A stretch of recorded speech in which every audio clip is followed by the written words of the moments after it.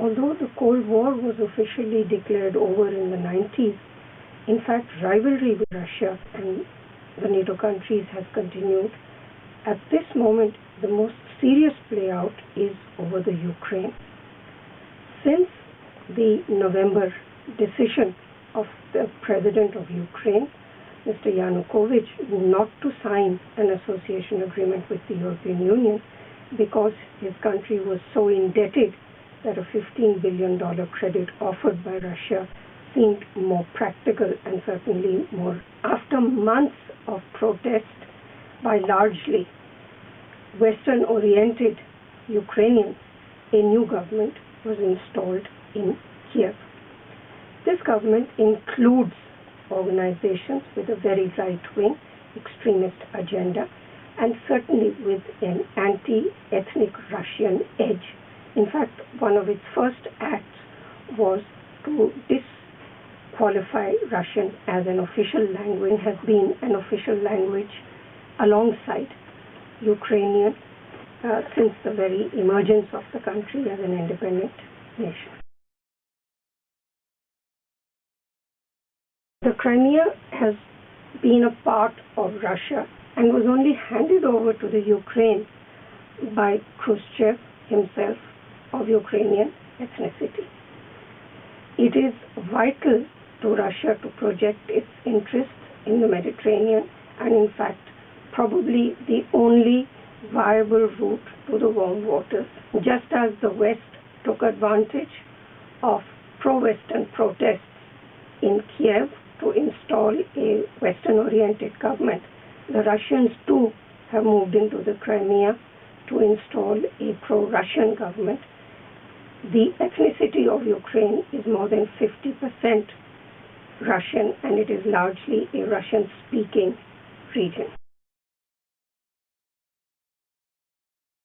The situation is so fraught that most non-European countries, including India, have preferred not to make any comment. There has been loud accusations from the Western nations, with President Obama threatening not to go to Sochi for the G8 meeting, with the Secretary of State, John Kerry, threatening sanctions, including visa and asset freeze, etc. In fact, some of the European leaders have questioned whether at all Russia is fit to be within the G8. And the G7 has issued a statement condemning the Russian entry into the Crimea. It's possible that among the reasons that the West has been so bitter in its denunciations of Russia is that Snowden, the most massive leaker of American secrets, has been given 1 year's asylum. A large number of issues that Russia was working alongside the other members of the UN Security Council will now be up for speculation. These include meetings over the Iranian nuclear program. They include developments in Syria. And there are also questions being asked about whether Ukraine will be able to remain a single country or will split into its eastern and western halves with their quite different cultural orientations. Equally important is the issue of what happens to the Ukrainian economy, which is in dire need of financial support and would get even worse if Russia stopped supplying highly subsidized gas to Ukraine. This raises other issues on the supply of Russian gas through pipelines passing through the Ukraine to West European countries. It is still moot whether the large availability of shale gas from the United States can quickly make up the deficit if Russian gas no longer flows into the West European countries in an unusually cold winter.